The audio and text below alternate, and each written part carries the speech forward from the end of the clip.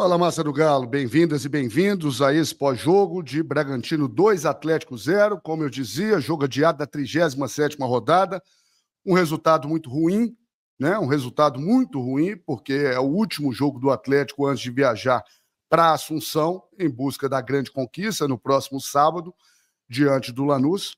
O Atlético que no meio da semana veio de um empate muito frustrante, né, para a massa do Galo, porque vencia por 2-0, acabou tomando o gol do Daverson, do Devinho ali no início do segundo tempo. Depois, com o Dudu, conseguiu ampliar o placar para 3-1, né? Mas um pênalti maroto, marcado ali pelo VAR, e depois o empate aos 47 minutos, um 3-3 muito frustrante para a massa do Galo, né? O último jogo do Galo diante da massa na Arena MRV na última quarta-feira. E hoje era o último jogo, né? Definitivamente em solo brasileiro para o Atlético e ir aproveitando, né, para aparar, né, alguns erros, né?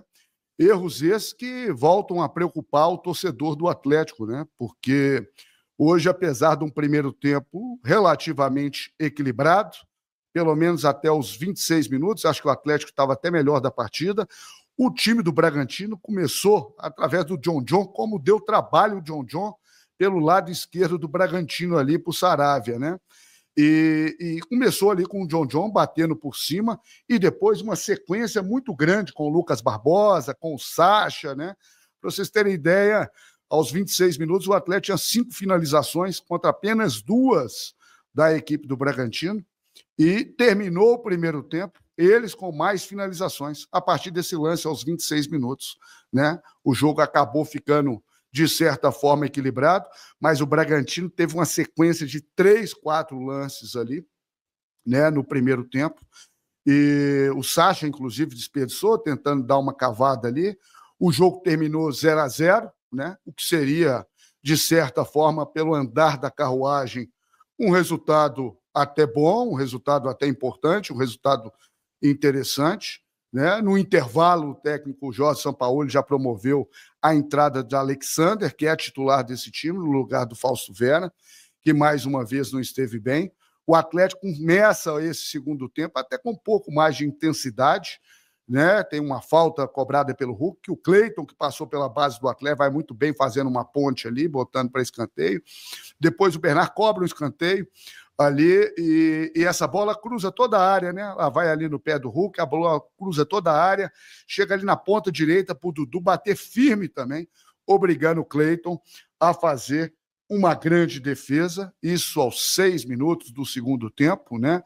Parecia que o jogo estava mais até ao feitio do Atlético, que teve essa chance clara com o Dudu, e boa defesa do Cleiton, mas aí aos 9 minutos, né? Uma enfiada de bola do Capixaba, cruzando ali, e no segundo pau praticamente ali, no meio da área ali, o Lucas Barbosa, nas costas do Juan, toca, escora e faz Bragantino 1-0. Isso que nós vamos falar muito sobre isso, lembrando que hoje, nesse pós-jogo que já virou tradição, vamos ter o prazer de receber o mestre Eduardo de Ávila e o professor Cristiano Starling S., mas o que preocupa é a forma que o Atlético sentiu o golpe, né? Porque 4 minutos depois, o Bragantino acabou fazendo 2-0. 2-0. Um gol em cima do outro. Um gol em cima do outro. E dessa vez com o Gustavo Marques, né? Uma falta na intermediária ali, bola alçada na área, e ele sobe ali atrás, nas costas do Igor Gomes, para testar, e sem chances para o goleiro Everson, para fazer 2-0.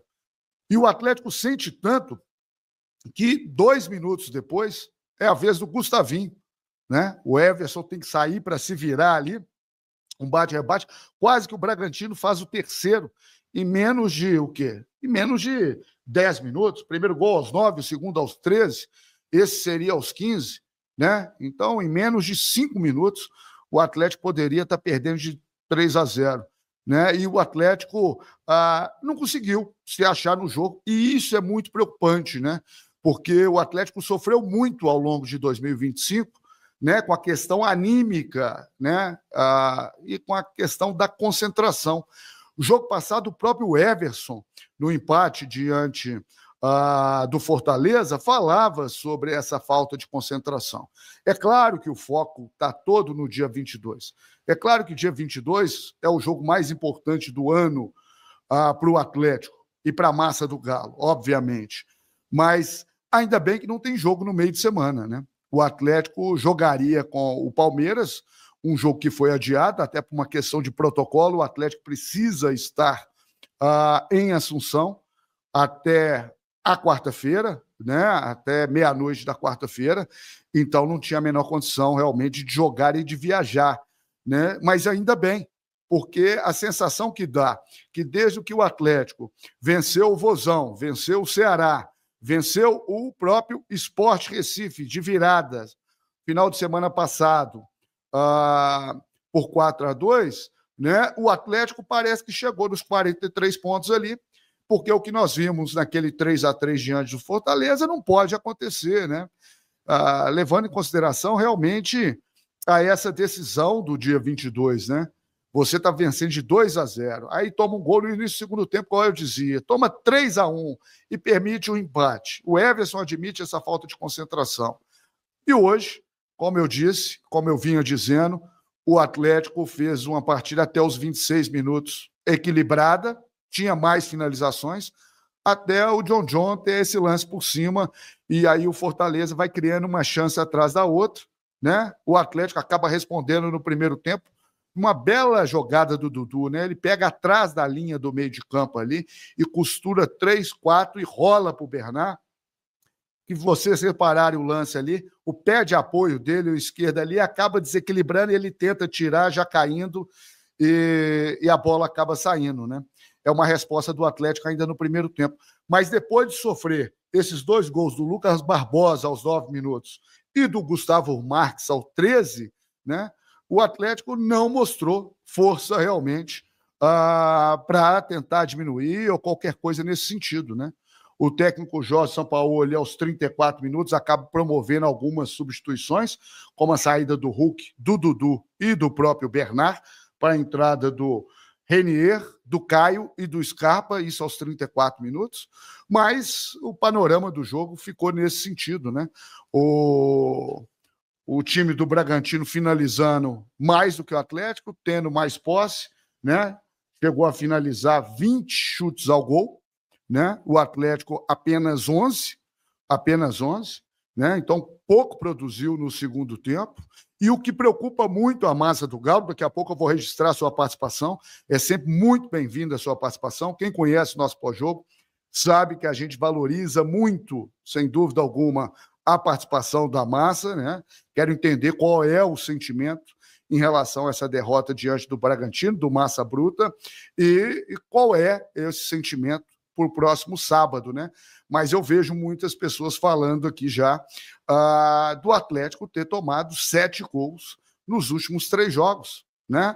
O Atlético que ficou também muito bem lembrado pelo o Everson hoje conversando com o Brenão, falando, né, que o Atlético ficou 3 jogos sem sofrer gols, mas realmente, né, 7 gols em 3 jogos, né, os 2 para o Sport, na Ilha do Retiro, os 3 do empate no meio de semana para o Lion e esses 2 para o Massa Bruta no finalzinho desse domingo, né? São gols que realmente preocupam, né? De novo de bola parada, né? Essa bola alçada para fazer o segundo gol do Massa Bruta, né? Foi alçada na área ali, a falta alçada na área ali, como que sobe, e sobe assim, muito mais o Gustavo Marques ali nas costas do Igor Gomes, para cabecear muito bem, fora do alcance do Everson, não tinha, é o famoso joga a luva goleirão, né? Então são gols realmente que preocupam, né? Porque é um sistema defensivo que sofreu muito nesta temporada 2025 e vamos ter uma parada torta, né? No próximo sábado, né? O Lanús que vem muito bem no Campeonato Argentino. E tem jogadores com muita categoria, jogadores habilidosos, e tem muita força na jogada aérea, né? Então, definitivamente, esses 2 últimos jogos do Atlético colocam um pouco de água na fervura, né? quando eu imaginava o seguinte, o time está encaixando, né? Na hora certa, é Hulk fazendo gol, Rony fazendo gol, Dudu fazendo gol, o time criando chances, Bernard jogando bem e tal, mas definitivamente, esses 2 últimos jogos, né, diante do Fortaleza no empate em casa por 3-3 com o Lion, né, e essa derrota lá em Bragança Paulista realmente acaba